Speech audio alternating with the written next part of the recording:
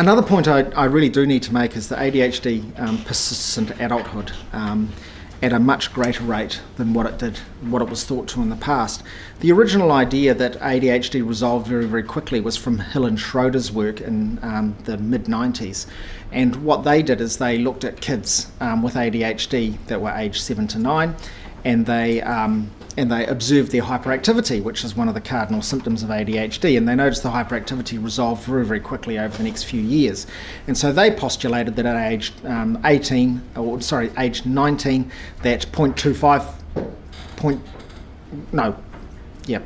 the prevalence of ADHD in the population would be somewhere between 3/4 and 1%, and that age 25 the prevalence of ADHD would be, on the basis of that, the overall prevalence would be 0.05%. Since then, people have done chronic follow-up longitudinal studies, such as the Dunedin study, which has contributed to this literature, and they've found that actually the hyperactivity resolves, and we'll talk about that, but the other cardinal symptoms of the ADHD, particularly the inattention, continues to be a problem. And out of ADHD sufferers, about 15% of them still meet the full criteria for ADHD at age 25, and that 50% of them, or fully half of your kids that have got ADHD, are only in partial remission at the age of 25. So roughly 2/3 of cases continue to have functional impairment associated with ADHD symptoms. And so if you look at this awesomely detailed graph here, you'll find that, here we are, this is an example of it. If on this axis you've got the level of activity, so you're measuring hyperactivity with some funky computerised camera or something like that, and you've got a symptom cutoff here that the ADHD sufferer is there, and they might drop below that cutoff at that point.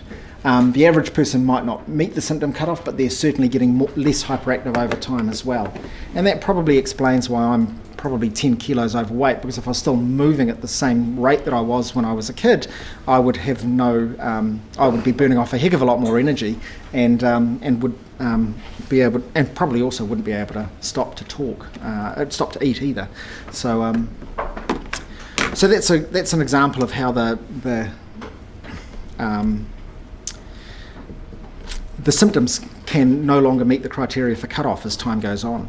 And so Fararoni, who's an American researcher and a big writer on ADHD, says that more work is needed to determine if this reflects true admission of ADHD symptoms or is more due to the developmental insensitivity of the diagnostic criteria for the disorder. And so making the diagnosis of ADHD as people age is difficult, because the basic symptoms of ADHD, which we've covered in the DSM, rely primarily on observations of kids aged 5 to 9. And so you have to do one of two things. I say here again, it's a trait-like disorder, so it exists over a long period of time, and again, it's developmentally inappropriate symptoms of hyperactivity, impulsivity, and inattention that leads to a lack of function. And it's important to note that the symptoms of ADHD are expressed differently in adults. So Asherson, who's a researcher, and I urge you to read anything he's written because he's very smart. He's an Englishman, and he's a psychiatrist and a forensic psychiatrist, and I've heard him speak, and he's also a very good speaker as well. He says that one solution is to apply the full diagnostic thresholds, so the 5 out of 9 of the hyperactivity/impulsivity and the 5 out of 9 of the inattention. So you still need to meet 5 out of 9, but we're going to set the bar for meeting that cutoff lower. So we're going to developmentally reference those thresholds to be lower. Or another approach is to provide an age-appropriate adjustment of the symptom checklist. Sorry, so what he's saying is, instead of 5 out of 9, you might only have 2 or 3 out of 9, or you change all of the symptoms to make it look like what an adult might look like in terms of if they were hyperactive. What are some examples of that? Once again, I go through that awesome diagram. Here's an example of somebody who likes, and watch everyone get medical students disease now, likes or avoids sustained mental effort, putting off tasks such as responding to letters, completing tax returns, organising old papers, paying bills, establishing a will. That's me. One can inquire into specifics about why the particular tasks were not attended to. these adults often complain of procrastination. I remember when I was a first-year registrar, I didn't enrol with the college, and as a result, my whole first year of training got wiped out because I just couldn't get around to it. I had this pile of paper on my desk, and it was going to cost me $1,000, etc., etc., and I just never got around to it. Or often does not appear to listen when spoken to. Adults receive complaints they do not listen, that it is difficult to gain their attention. Even when they appear to have heard, they forget what is said and follow through. These complaints reflect a sense that they're not always in the room, not all there, not tuned in. So they're male, in other words. They're male, in other words. But they've got to be developmentally inappropriate males, so you've got to measure them against all other males. And I'm feeling a little bullied right about now, looking at that. That's right.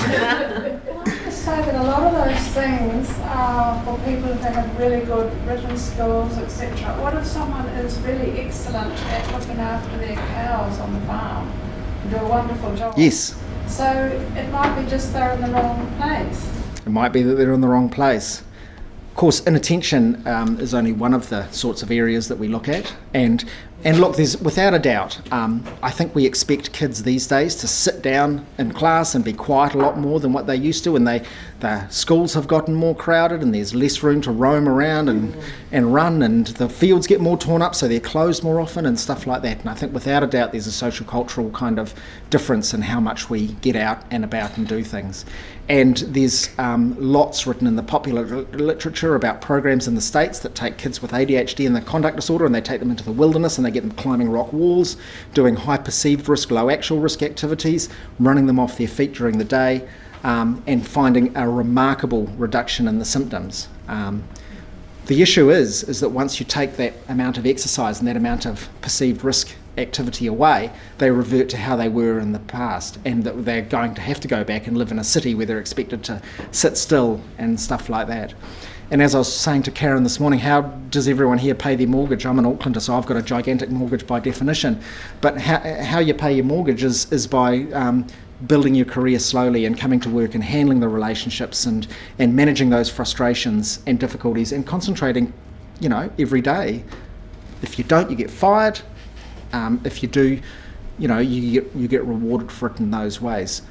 Not many of us get to write a song or invent an app or play a sport that'll pay for our houses straight out up front. I think society demands that we're super organised, handle our emotions well, and get those sorts of things done. So I absolutely take your point. I agree. It might be that you do need to move to a different place. And I guess the other part of the point you're making is that on a farm that might not lead to a functional problem necessarily, which might mean they drop out of the diagnosis for ADHD, and I think that's a good point too. So what have I done? I've done hyperactive symptom adjustments. Where are we? Oh, I'm going the wrong way. Impulsive. So, leave seat and situations. So adults, instead of leaving the seat and wandering around, I notice nobody's left their seat and wandered around lately, even though a few of you are actually dropping off to sleep. Adults may be restless. For example, they experience frustrations with dinner out in restaurants. They're unable to sit still during conversations, meeting and conferences. This may also manifest themselves as a strong internal feeling of restlessness when waiting. I hate queues. I will do anything to avoid them. I ride a scooter around Auckland, which some people say is suicide, but it's because I hate waiting at traffic lights. Talks excessively, I'm not going to even apply this to myself, makes dialogues difficult, may interfere with a spouse's sense of being heard or achieving intimacy. The chatter may be experienced as nagging, may interfere with normal social interactions. Also clowning, repartee, other means of dominating conversations may mask an ability to engage in give or take conversation. And what's impulsiveness like in an adult? Perhaps difficulty waiting in turn, find it hard to wait for finished tasks at their own pace, such as children. They may feel irritated waiting in line at bank machines or at a restaurant. They may be aware of their own intense efforts to force themselves to wait, and they compensate for this by carrying something to do at all times. I wonder what that might be. Smartphone users out there. You look at the number of people that do carry something around so that they're never bored. Interrupts and intrudes on others, most often experiences social ineptness at social gatherings or even with close friends. And it may be the inability to watch others struggle with a task, such as fishing out a key, trying to open a door without jumping in to try for themselves. So that's what Asherson thinks that examples of modifying those symptoms for an adult would look like. But look, the fact that the diagnostic criteria are built for kids aged 5 to 9 means that the diagnostic concept for ADHD in adults is problematic from a symptomatic perspective. But it's also a dimensional construct, which is partly what you were talking about as well. Once you change the dimensions in which somebody is existing, those problems might not be manifest so badly. And not only that, the symptoms are difficult to both measure and objectify. And if we ran outside and did a random survey to people, say, how's your concentration? They'd probably say, look, it's not as good as what I want it to be. I don't feel like I can do things as well as I want to as a result. Does anyone have anything to add about that particular comment? Here's another complicating factor. The symptoms of ADHD don't resolve in a uniform manner. What do I mean by that? Well, in terms of your brief, here's another brief, not very detailed graph that talks a little bit about, tries to show what I want, is that inattention tends to persevere through the lifespan, and that hyperactivity and impulsivity tend to wane quite a lot as time goes on.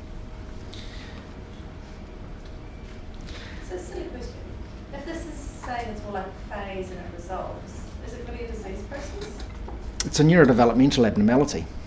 Right, so sort of like a delay in reaching your milestones. Yep. Like people went sooner. Yes. Delay. Yes. Yes. Except inattention's the problem, and we'll talk a little bit about why.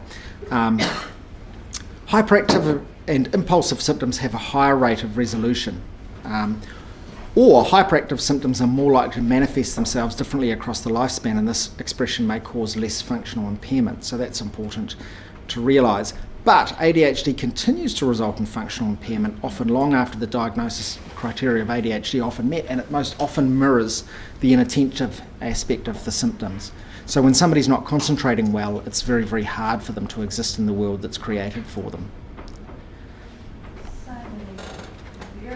So many variables. But the other thing is, and so if your inattention doesn't improve across the lifespan, it does improve between the age of 5 and where I am now, but my attention's about as good as it's going to ever be right about now. It's going to start waning. Now, if somebody with ADHD is below me the whole time, then they're developmentally appropriate.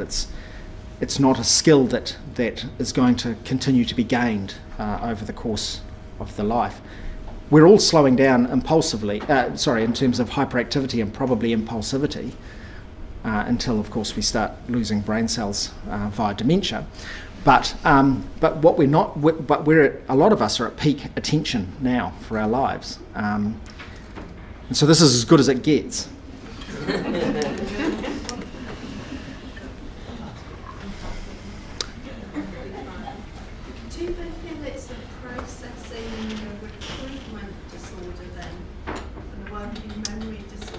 Yeah, that's what the fMRI sort of says, is that we'll talk a little bit about that with treatment, but yeah. Here's an example of it though. Here's something called the demand resource imbalance model, which is kind of really quite interesting to think about. What we have here is we have the intensity of either the support or the demands upon you, and what we have here is age. Now my kids, you've seen photos of them, started school, and they went into a new entrant class where there was one teacher per 20 children, and their learning was mostly via repetition. It was, this is the letter A, let's write the letter A. And what they had to do is they had to concentrate for seconds at a time on end, and then use memory to recall the rest of it. Okay? We get older, the work becomes more complex, but the support remains relatively high. Kids at my older daughter's age, she's 8 now, she's starting to learn conceptual stuff, but it's still mostly a child with a really good memory can get by. What happens is that once you get to high school, the demands on you become a lot greater. What you have to do is navigate yourself around the school campus, because your classes are held in different areas. You're often in class with different kids if you're streamed as well. Whereas at intermediate school, you're still staying in the same class, you've got the same teacher whole day. You might go out for a PE break or to go to the workshop for woodwork, but what you have is the same classroom environment over the course of the day for all of your learning. What I often see is kids go to high school for 2 or 3 weeks, and then they just fall out. They can't do it anymore. They can't get themselves around the campus. They can't organise their timetable. They can't often manage the extra stimulation of all of the other kids around, and they struggle with their own frustration. So as Tanya was saying, the first thing that people do when they get anxious about something is they avoid it, and so that's their idea, is that they leave school and avoid it and try not to go. You go into young adulthood and the functional demands continue to increase on you, but this time the support's dramatically lowered.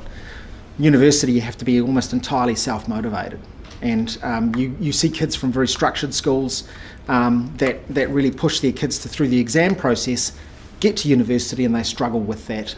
I need to take over independently. When I was a house surgeon, I could write a discharge summary in 10 or 15 minutes on paper and carbon paper and do a script and stuff like that. Now I'm writing 15-page reports, and I haven't got enough time to do them, and I have to be entirely self-motivated, and I have to sit in front of an annoying word processor that keeps crashing. I lost 4 hours of work on the plane the other day, but the demands on me are way greater than what they even were a decade ago from the work that I was doing. And then if you get into running a service, or if you get into doing something like that, the demands go up again, leadership and stuff like that, and your support becomes pretty much nil. So this is part of why people sometimes manifest themselves with ADHD later in life. They're bright enough, they can use their memory to get through these early stages, they're supported enough to run around and or they're allowed to wander around the classroom or something like that. But it's here where you start getting problems. Does everyone make sense? And does that kind of make sense to people, I guess, particularly in association with your question about inattention?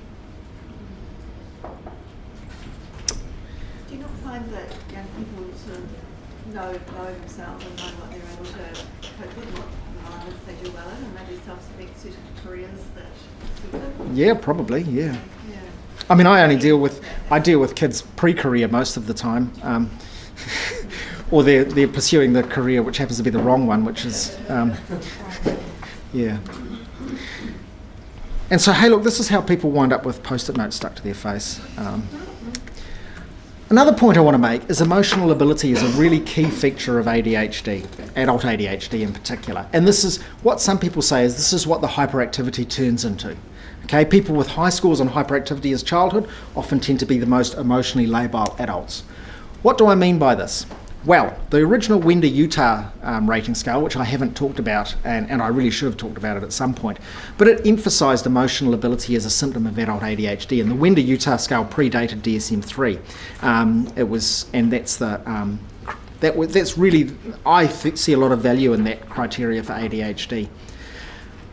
Emotional ability is not listed as a symptom in DSM-5, and that is because of dysfunction caused by core symptoms is what they tend to think it is, rather than a standalone entity.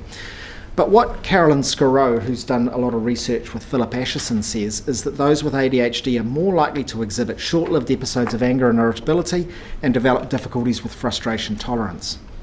What does she mean? Well, here's an example. So this measures intensity of anger. Is it anger or irritability? It's irritability, sorry.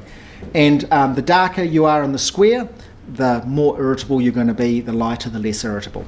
These people are a control group, and they're wearing watches, and when the watches go off, they use a visual analog scale to record their irritability. They actually do it for a variety of different dimensions, including anger and a couple of others in the full paper, but this is the only one I've taken. This is your control group without adult ADHD, this is your ADHD group. And I don't think it takes too much to realise that the people with ADHD are generally more irritable, there's more dark squares around than the people without ADHD. Also, in addition to this, people, they have tough stretches, and so they have stretches where they're much more irritable. Whereas these people, they tend to, really, really upset, but then sorts it out pretty quickly. Here's a tough stretch in a control person, but there's nothing compared to this stretch or anything like that. Possibly they were irritable because there was a watch going off on their wrist all the time and they had to record their mood. But so that's one thing that she says. This is another graph too. Control person with ADHD in the lighter coloured square, an ADHD sufferer with the darker coloured square in the dotted line. T equals 0 is when a frustrating event occurs. Okay? So what they notice is that when T is minus, or before the event, everyone's at the same level of, this is for anger, okay? Everyone's at the same level of anger. A frustrating event occurs, and all of a sudden, the people with ADHD flip out, and they can't handle the frustration that well. Whereas the people without ADHD, it registers, but it doesn't really become significant for them. And then over 2 hours, settles down, and people are roughly back to where they were. Whereas people with ADHD, they actually kind of almost experience a drop after that as well. But these are statistically significant, these two readings here. So they're more likely to exhibit impaired frustration tolerance. A German researcher by the name of Harvick, who's done a lot of work on youth with ADHD and female prisoners with ADHD, says that emotional ability may constitute an even larger obstacle in ADHD sufferers' daily functioning than the core symptoms alone. Due to the emotional overreactivity, an adult with ADHD may be easily provoked, and frustration may escalate to anger outbursts. So that's a really core feature of ADHD in adults, and I see a lot of that in kids. In summary, the DSM-5 definition of ADHD is useful for children as the symptom descriptors are made of observations of 5 to 9-year-olds.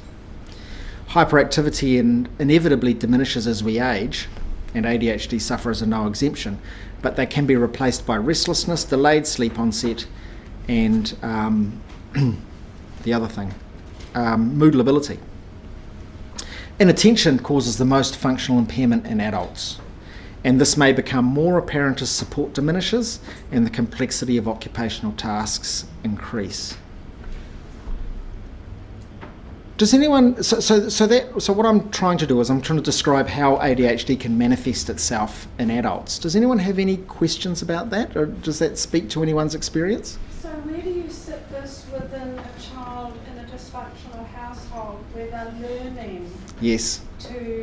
by seeing how the adults are behaving? Yes. They're learning that you can explode in anger, or, whereas someone else. How do you separate this from poorly modelled behaviour?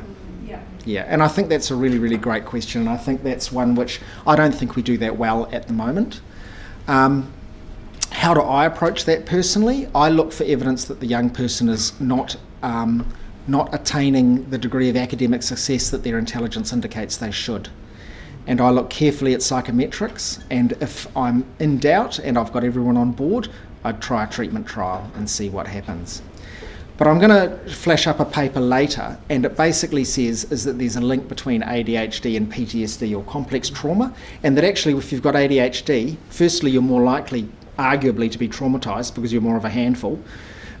Secondly, your ability to process that, particularly because a lot of our processing, and an art therapist will not agree with me here, but a lot of our processing is via language.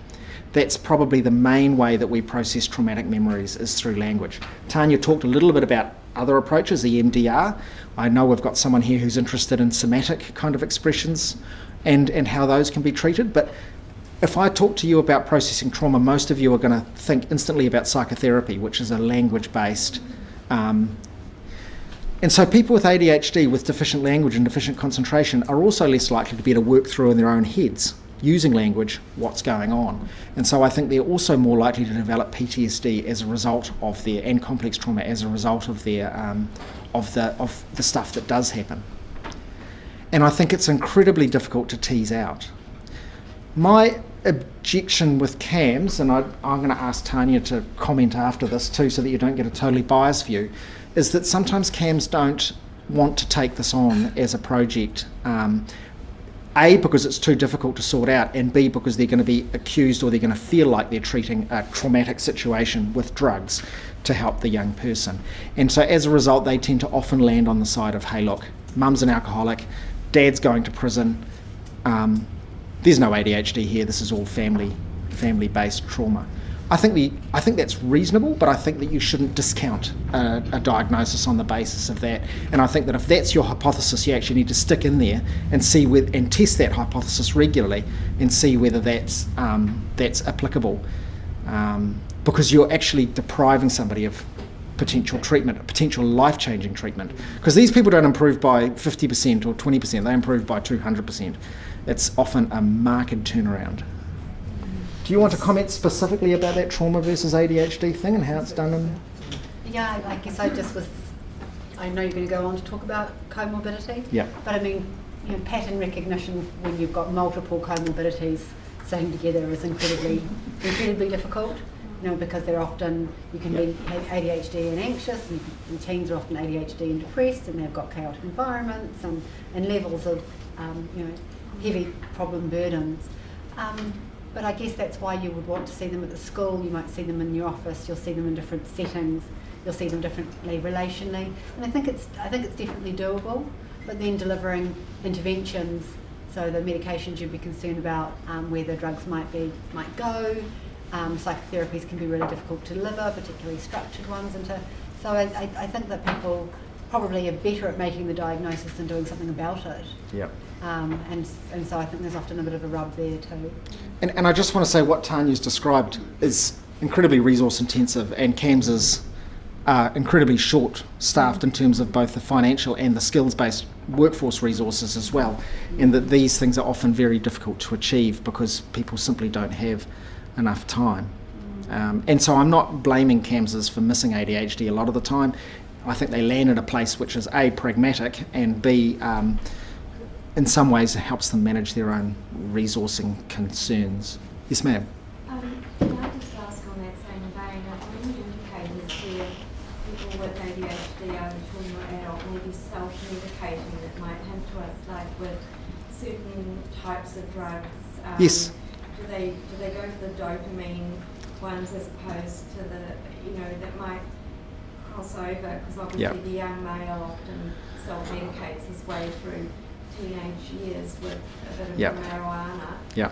But is that more indicative maybe of an underlying ADHD? Or Yes, absolutely. Yeah, I think kids that are using marijuana. Well, I'm about to talk to some of that, but the higher rates of experimentation for a start make it very, very difficult to discuss. But one of the things that I see most often is sleeplessness, and kids will often use marijuana to get off to sleep.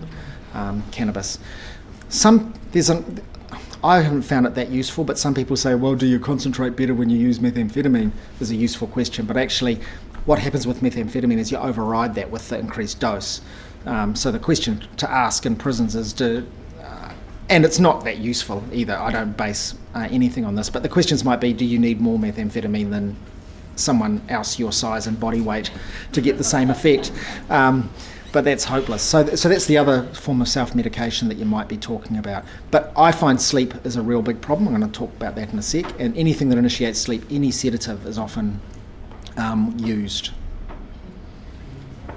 You mentioned gender differences earlier, favouring males. Is that favouring? Is that real, actual, or is that something to do with diagnostic or symptom severity? So males are overrepresented with autism. They're overrepresented with intellectual disability. They're overrepresented with ADHD. Is it real? Yes, absolutely. Males' brains, having two X chromosomes helps your brains develop more better. Okay. There is no neurodevelopmental abnormality that in which females predominate in terms of prevalence. I'm right, eh? Do people with ADHD need less sleep? I think sleep's just hugely variable, full stop. Yeah. I think... Need for sleep's an interesting topic. Yeah. How much you sleep, when you sleep. Yeah. I think people with ADHD, as we'll see in a minute, present more often with depression, and sometimes the depression can be around not resting properly and getting that really good healthy sleep and then burning out your kind of serotonin result. That's my theory, whether that's real or not. But they don't bounce back and they don't manage their workloads properly, so they're more likely to get exhausted, I guess, is one of the things that you might... No, I know I've told you our family history, but I'm just thinking back to the... I was keeping that confidential. Okay, no, you don't. I'm thinking to the 0 to 3 that never slept. One of these tired children that never slept. Yeah.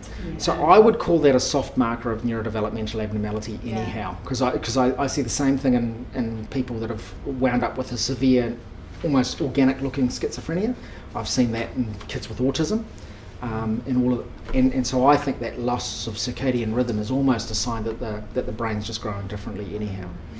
I wonder whether just talking about the emotional ability and frustration tolerance thing and the disappearing of the hyperactive symptoms you want to mention. It's associated with mood problems throughout the lifespan, ADHD is. In childhood depression, there's a 14% increase in childhood depression, 14 times increase in childhood depression according to Larson. My theory is that it's an exhaustion thing rather than an actual sort of, but once your monoamines get depleted, they get really depleted, and that depression's a big problem. Kessler says that people with ADHD are more likely to have trouble with both anxiety and depression as adults. And it's pretty well accepted that any mood problem both ways with bipolar disorder occurs more in ADHD people to the course of about 5 times.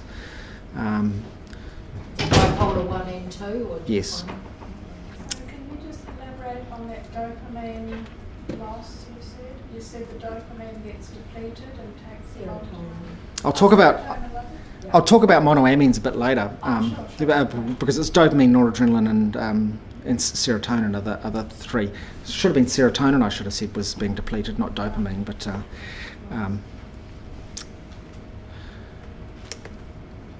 in fact, one of the interesting things was there was a prison study out of Utah in the early 90s when the WERS was coming back in, and they found exactly the same rate of prisoner depression as they did of prisoner ADHD. And the crossover, that was a Venn diagram, was very, very close to almost coexisting, which was quite interesting. It was up around 25-28%. Do you think suicidality is also a drop Absolutely. It was also a drop-off? As well as not being diagnosed properly in adults, for children, was it also, you don't see it so much because there is a higher suicide rate? As in they're self-selecting? Yeah. The problem is that it's so prevalent that I think ADHD people are more likely to commit suicide, they're more likely to have mood problems, and they're more likely to be impulsive with it. But you're talking 3 to 5% of the population, and we've got a high suicide rate, but it's not that high. Personality disorders. So, as you can imagine, I exist in this realm. Oppositional defiant disorder is 30 to 50% of kids with ADHD meet the criteria for oppositional defiant disorder in basic epidemiological and clinical samples. So this is both from ADHD clinics and from general surveys of the population. So there's a huge crossover there. Conduct disorder and antisocial personality disorder, the rates are roughly similar. It's somewhere between 30 and 50% of kids with ADHD meet the diagnostic criteria for those. And adult antisocial personality disorder, of course, being the adult manifestation of conduct disorder. And Goodson talks about a disorganised and chaotic personality style, and what he means is that people with ADHD are unlikely to be ruminative and repetitive and to go round thinking about the same things and very detail orientated, and they're much more likely to just zap around with their thoughts and be chaotic and disorganised. Examples of the chaotic and disorganised personality style is, of course, borderline personality disorder and antisocial personality disorder.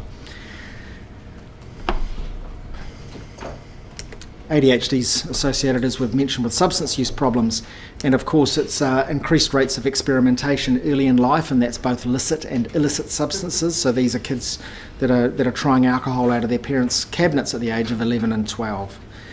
On top of that, increased rates of hazardous use early in life. And what I find in my day-to-day work is that you get a report for a young person coming in, they've got ADHD, you check their medical records and you find that they might have been in hospital 2 or 3 times with overuse of cannabis or alcohol or something like that, and they've tickled their brains to the point where somebody has become concerned enough to call an ambulance. Is that children that are on methylphenidate or not on, Right. If they're taking Ritalin, Yes. they have less chances, their rates of taking illicit drugs are lower? Oh, way lower, yep. Yeah. Yep, that's right. Mm-hmm. Yes.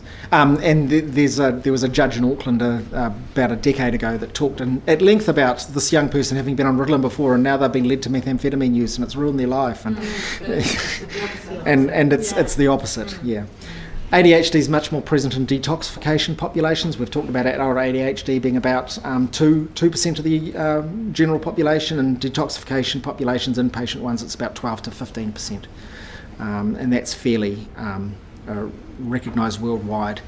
And adults with ADHD have a 7-time increase in rates of substance use.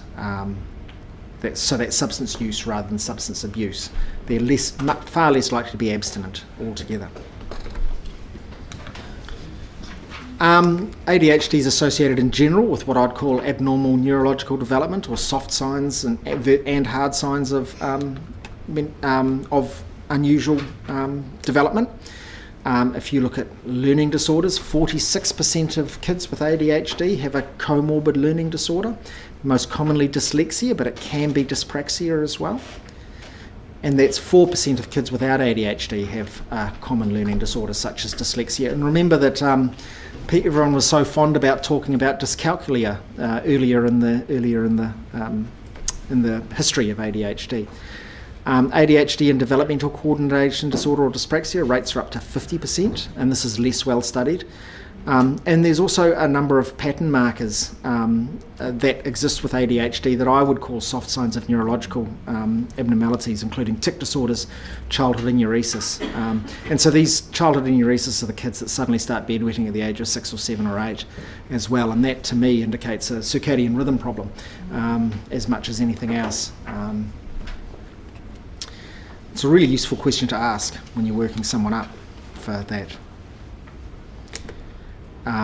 Here's autism, the influence of sex and age on prevalence rates of comorbid condition autism, and this was a huge study from Stanford University, nearly 5,000 people with autism and more than 1.8 million in a Stanford Unity database. And I'll just quickly flash up this graph, and ADHD is over here.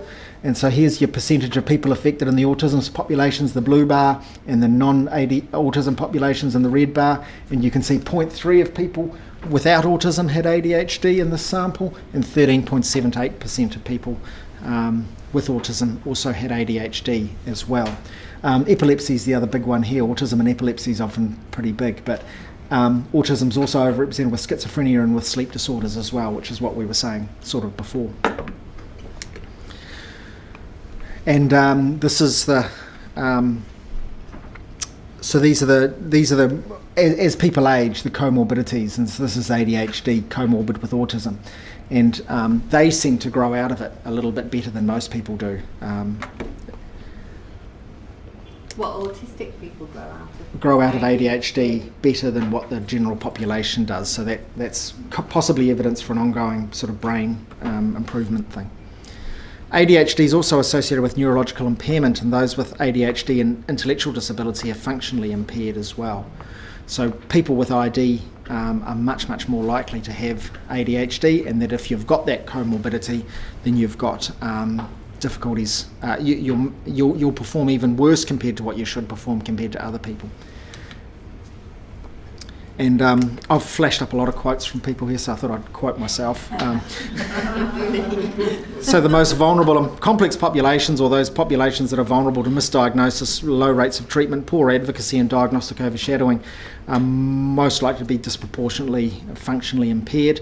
Diagnostic overshadowing is when somebody making a diagnosis might account for everything within an intellectual disability instead of looking for the comorbidities that go with it. So they might just say, look, it's totally the intellectual disability is why he's running around the room smashing his toys and stuff. All people with intellectual disability do that. And actually what happens is that kids with intellectual disabilities are often very hyperactive when they're young, but they often become very, very quiet and move much, much less when they're in their teenage years. And what people are missing is that might be inattentive and depressive rather than, the hyperactivity's faded much, much more than what it would do otherwise. And so what should you look for if you're sitting in your GP practice and you're thinking about ADHD and comorbidities? With children, it's learning disorders, it's bad behaviour, and it's general neuroatypicality. With adolescents, it's early substance use, occupational defiant disorder and conduct disorder again. Delayed sleep onset, I think, is a big one. Poor transition to high school, which I've talked about before, that dropping out within 3 or 4 weeks because you literally can't organise yourself to continue, and so you just avoid it. Depression, mood lability, anger problems. With adults, depression, mood disorders, anxiety disorders, and relationship problems. And I urge everyone to note the bit that's at the bottom, which is this is a state, not a trait. This is something which, this is a trait, not a state. This is not something which is suddenly developed. This is something which you can track back to childhood. Okay, these issues around inattention problems or mood labilities or something like that, they have become problems, and they've always been problems. They haven't suddenly happened. If they have suddenly happened, it's much, much more likely to be another cause of hypofrontality, like a head injury or a substance abuse problem or depression or something like that. Can you give an example of what ADHD and dyspraxia looks like? Yes, uncoordinated kids that move a lot. Okay. So dyspraxia is often issues around, manifests itself with things like tying shoelaces and catching balls and those sorts of things where things are passed across from one side of the body to the other. That's usually the best. Do you want to comment a little bit more about dyspraxia? I couldn't do But is it that fast? Like, because I kind of wondered how they look together, because if you're sort of uncoordinated, you might not be doing things quickly. That's why I was just wondering what it sort of looks like. Right. Children who run and get tangled up in their legs. Yeah. And they break things, don't they? Yeah. Yeah. Well, would they do that just with dyspraxia alone? It's kind of what I'm getting at. Yeah. So ADHD plus dyspraxia. You've got a couple of other symptom clusters to look for, I guess. If you want to discount the idea of hyperactivity as being part of dyspraxia, is you've still got your impulsivity and attention to look for.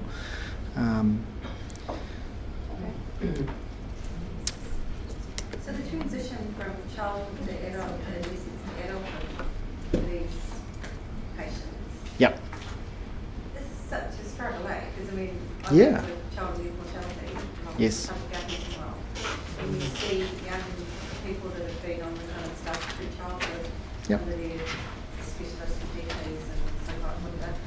And then they hit adolescence, and all of a sudden there's this massive gap between childhood and adolescence and adult services.